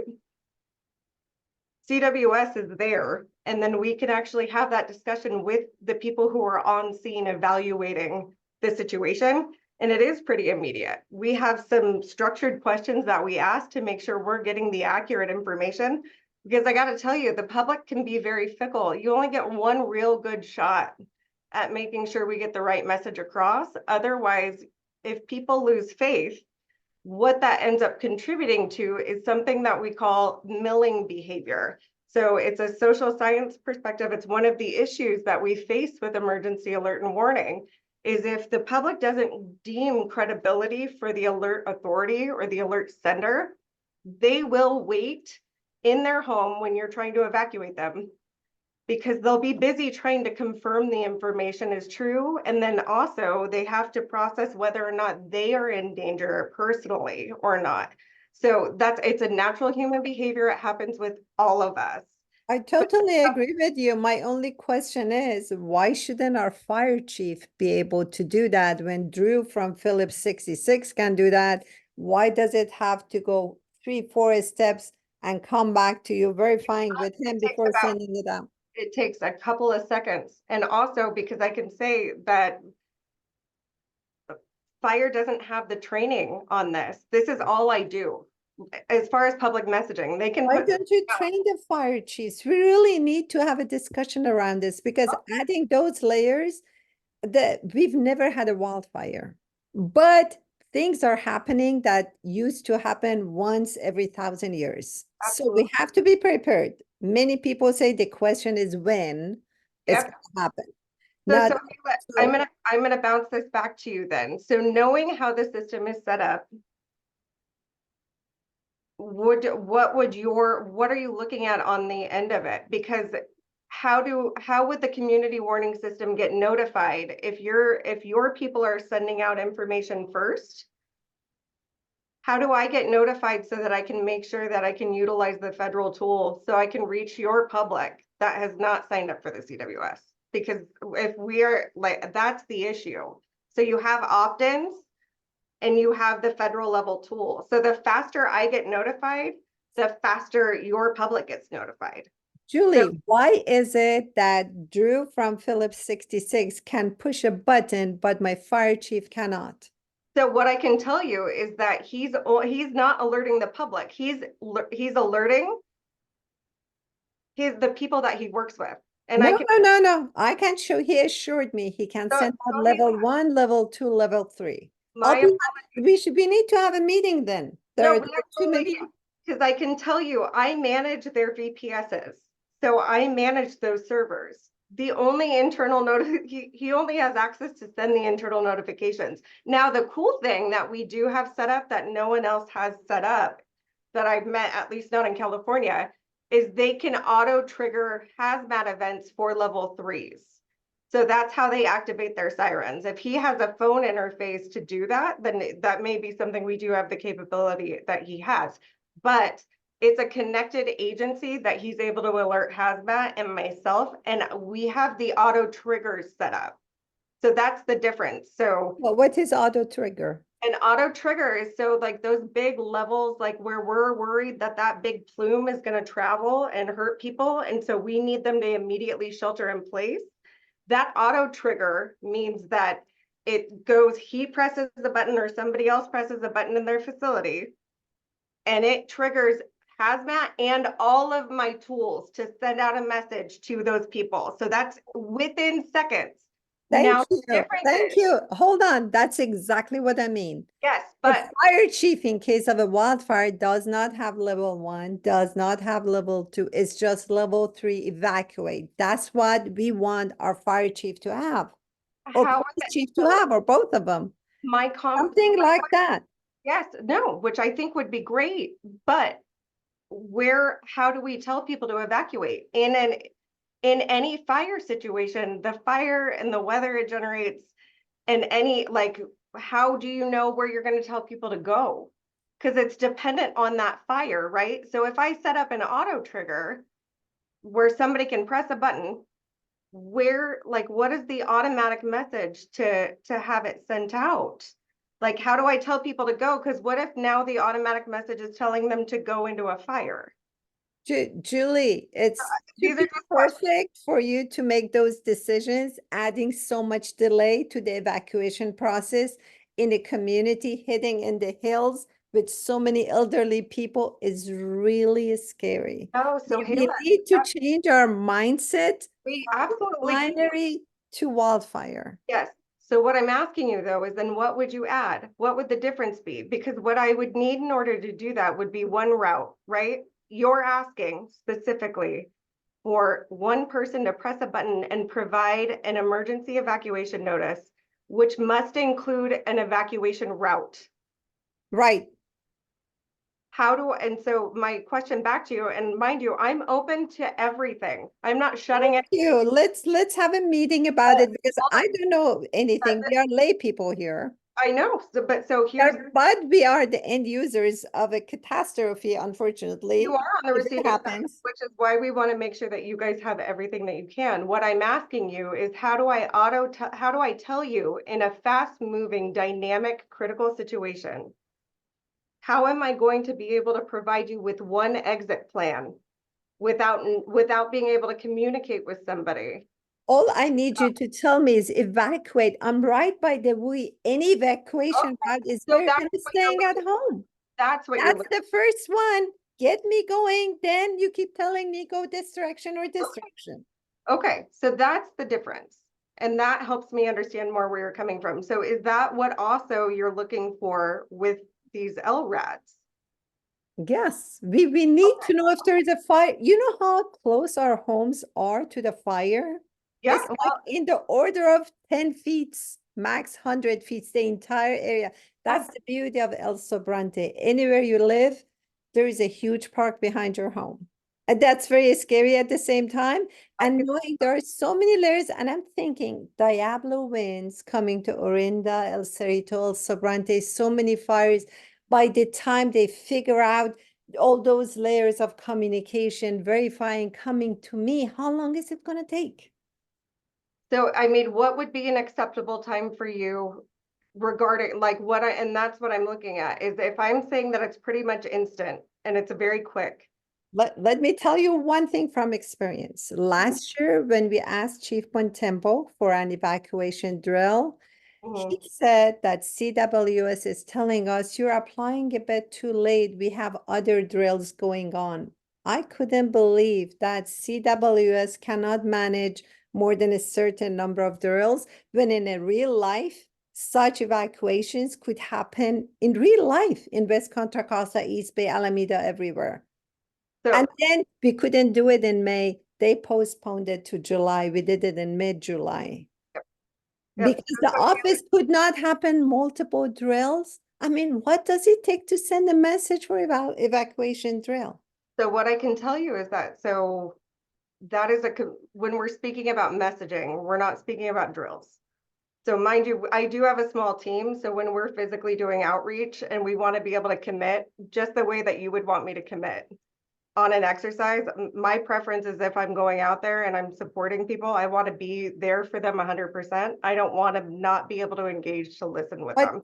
So different than an exercise. With all due respect, Julie, it just doesn't make sense. I mean, if an exercise cannot be handled multiple locations, in a real case, obviously the office cannot handle it. And I'm not saying it's your fault. There's something with this system. No, I know you're a perfectionist. Most women are perfectionists. You want to do an excellent job. I perfectly understand you want to serve the best way, but life doesn't work that way. Those two things, and actually, like those two arguments aren't combining. But what I can tell you, so those, while they have no bearing on each other, what I can tell you is at a minimum, I am here to listen and try and support. And we're very grateful, Julie. We're really appreciative and we're so happy we're working our way, even though through arguments and having understanding each other. What I do ask is that we just allow me to educate on the system prior to forming assumptions. There's a lot of people talking on the outside. And what my challenge is I have ran the system for 2 years. I've been here for 3.5. I come from somebody who has been here for 10 years who taught this. I have a dedicated team of people through ad hoc who have taught me this.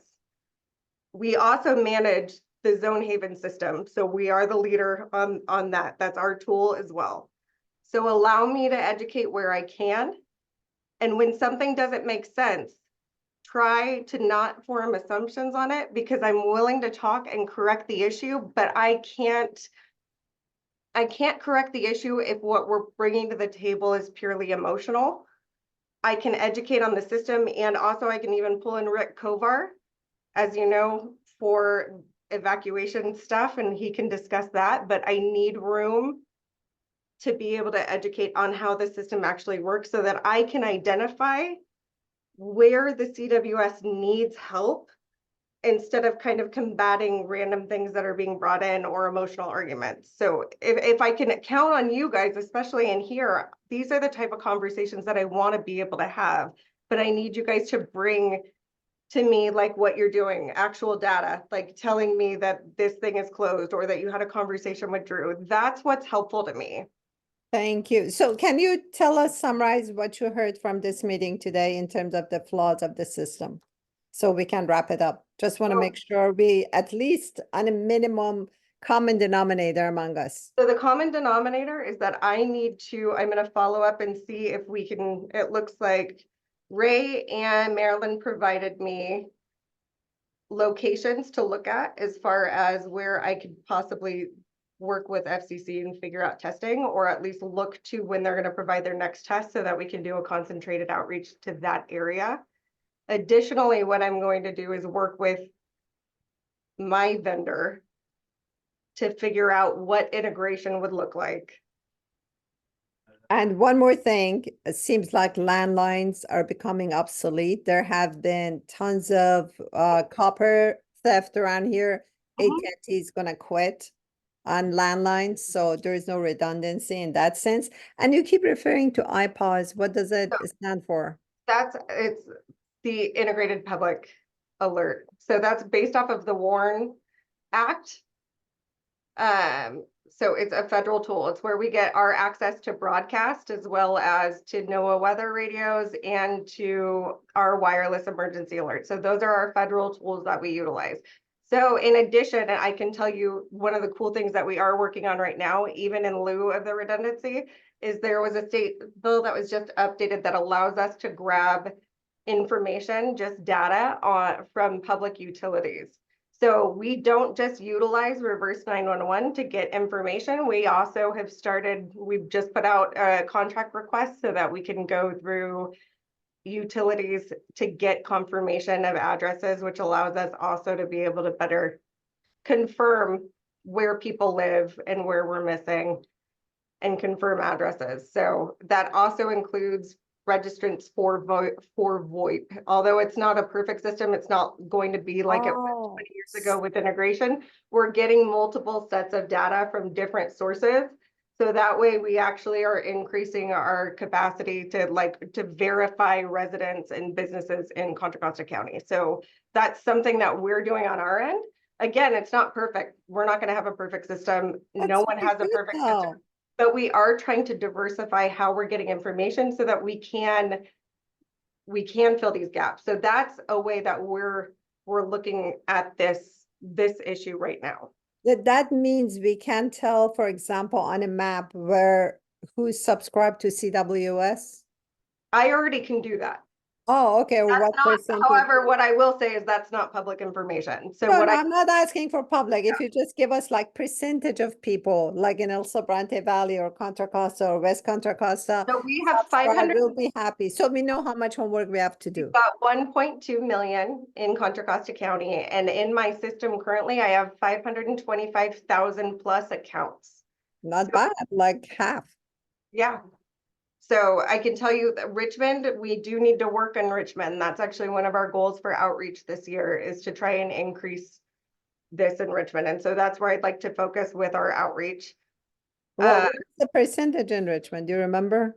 Not off the top of my head, but I can pull that up and take a look at it. I believe it was something right around 50%, but I don't want to speak out of turn, especially since I don't have it pulled up right now. But because the city has purchased a new software for community outreach, I can ask them to send an email from you to them to share with the community, urging them to subscribe to CWS.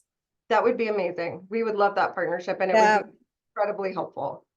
Yeah, definitely. I'll do that. If you just tell me, something, if it comes from you, is more effective than from me because you're CWS. Yeah, I'd love to do that. Thank you.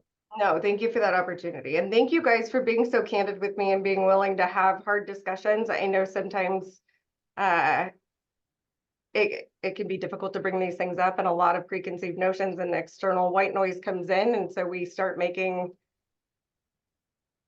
decisions about something when we don't have all the pieces of information. So I'm happy to be able to be here to actually try my best to provide information and fill in those gaps. And then hopefully we can all work together and actually move towards trying to get an integrated system that meets the needs and your expectations rather than us chasing our tail and chasing after vendors. Ideally, I would like to have a meeting between you and our fire chief, police chief, maybe city manager, how to increase that, just to go over things, the protocol, subscription issues. If we can do it at the small city of Richmond, then maybe we can do it at West Contra Costa County. Expand things a little, because we need to build more collaboration, you know, to help each other and improve the system. And I'm so happy you're open. We really appreciate that you're open to feedback, improving the system. We should take advantage of the opportunity. So such meetings are necessary. Yes, ma'am. David, I see you writing something. Do you want to say something? Thank you for coming, even though you came after the meeting. This is just discussions regarding the CWS. In my Yeah. Oh, Yeah. sorry. Sorry, Julie. This is David Champal over at Phillips 66. So the refinery in Rodeo.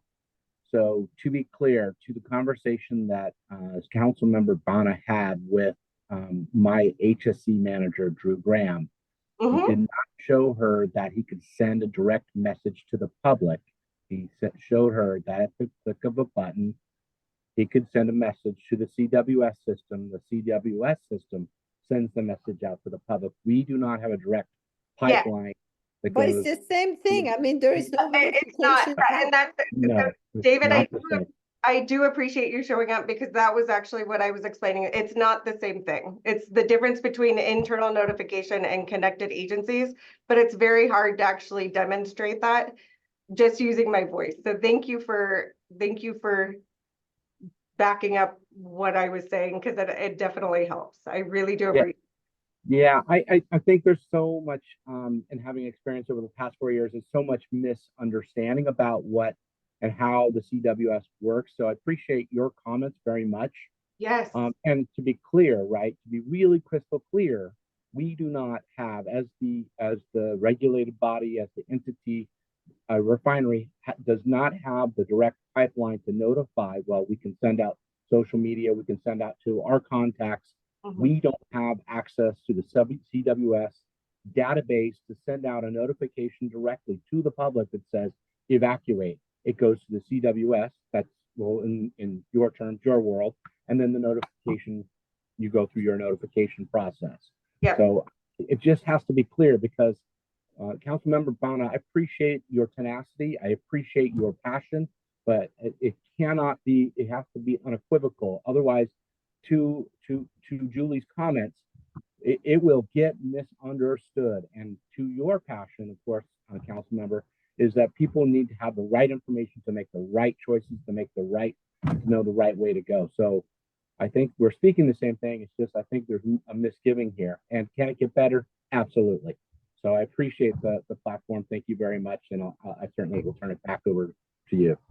Thank you. Hence the need for more communication. Well, so the system itself is incredibly complicated because there are so many integrations. So that is also where it's very easy to say this one person told me this one thing, and now I know about the system. Can't understand it. Literally, it takes a good year to be able to understand the nuances of the system. It's not cut and dry because we are so heavily integrated with our refineries, because we want to provide them the quickest access in these very dangerous situations. And to speak to what David said, you also can't create an avenue where there's competing information. If I'm telling somebody as a battalion chief, they need to go south because this danger is happening here, and I have another battalion chief that doesn't know about the other person sending the message out, they can say easily, you need to go north.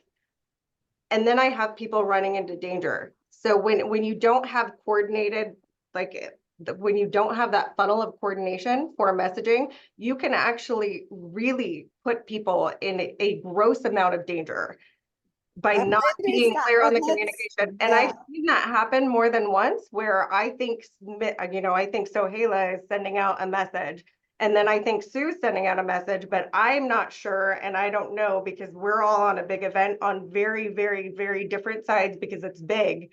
And now I'm going to put out a message that's going to tell people to go right into the middle of it. And so it can get really dangerous when it's not coordinated. So that is the issue that we want to address, is we want to be fast, accurate, and coordinated with our messaging. So I apologize, guys. I have another meeting at 2 that I can't miss. Please reach out. I put my information in the chat, so you guys are more than welcome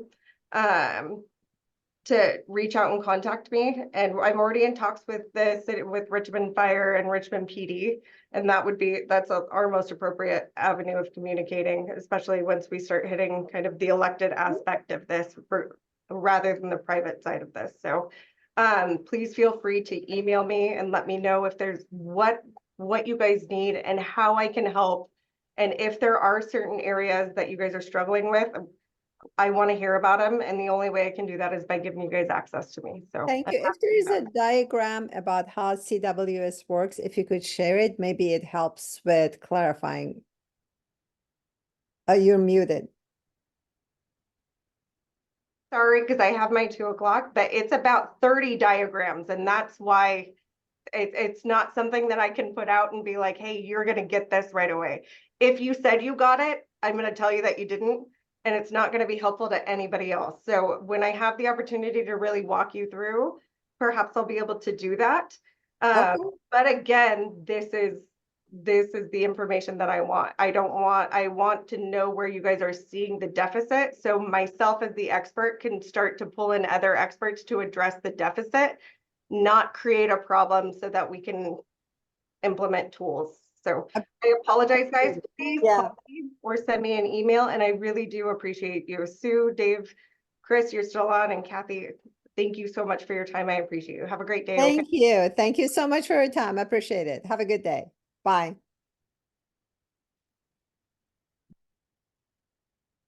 Go ahead, Sue. You want to say? Oh, gone. Okay. Thank you very much, everybody. It's 2 o'clock. Have a good day. Bye.